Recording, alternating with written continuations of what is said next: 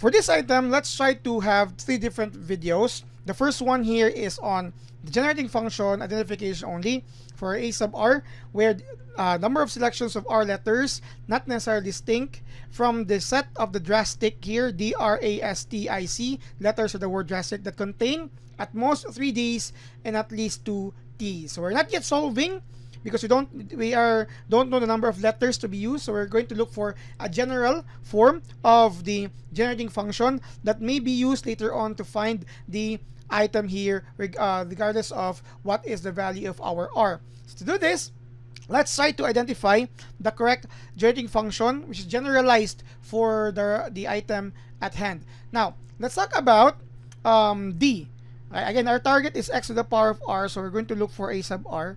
So for our D, let's start with the D because it should contain at most 3 Ds. That means the maximum number of D to be selected in R letters, again we don't know that R is actually 3. It could be 2, it could be 1, or also D may not be selected because we have at most 3 Ds. In short, for ordinary generating function, for that is actually 1 plus x squared plus x cubed only. We end up in x cubed because that is until 3, at most 3. Next one is for T. We have under restriction for T for say at least 2. It doesn't allow non-selection or selection once. So we start actually with x squared plus x cubed. And since there are no upper bounds, this is until so on and so forth. Or you can add here x to the power of 4 in the mix.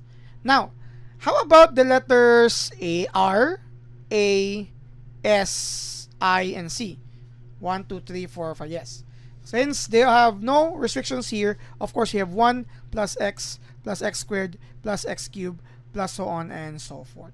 Now, to combine them into one expression that will help us identify our A sub r that will indicate our x sub r, that would mean we don't actually want A sub r here. It doesn't, that is not the question, only generating function. But if you would like to continue, we may look into that as well in the same process. So for this, you have 1 plus x squared plus x cubed.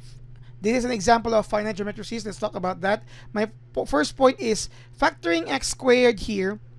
You will actually have 1 plus x squared plus so on and so forth, which is similar to that.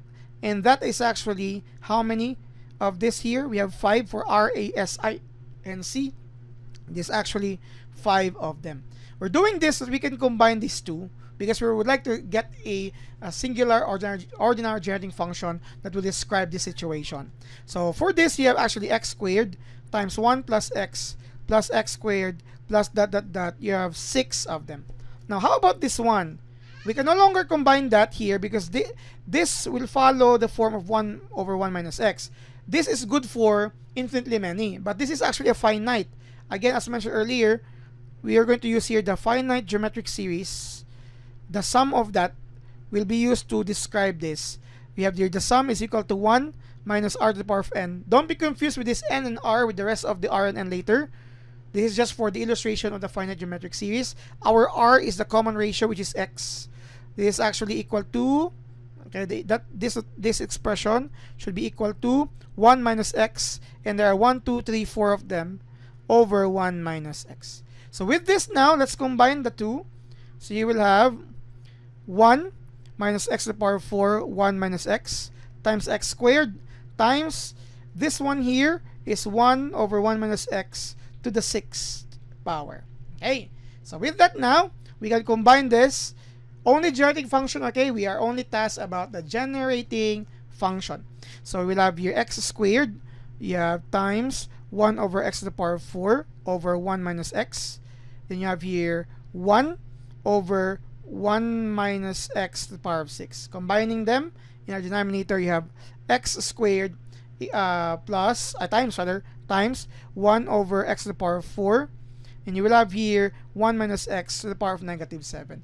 Why negative 7? Because again, this is actually, using power law, this is actually 7 of them here, so negative 7. Now, this is just for the generating function, the intended of this video. We are not asked about a sub r, but if we are asked about a sub r, how could we do it like this?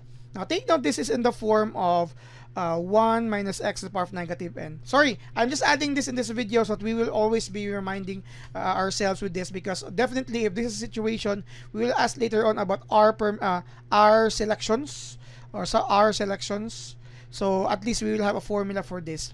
This is actually can be expanded at 1 plus n minus 1, combination of 1 for x, plus 2 plus n minus 1, combination of 2 for x squared, and plus that for our rth term here. Rth term is actually r plus n minus 1, combination r for x to the power of r.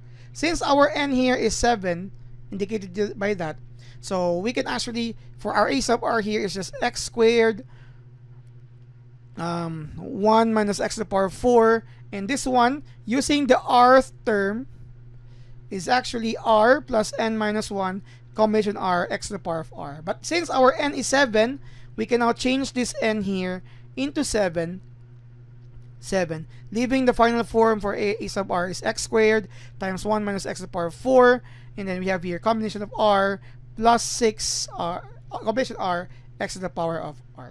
Okay, so this may be used later on if there are R selections, so it depends on how do we identify the intended target.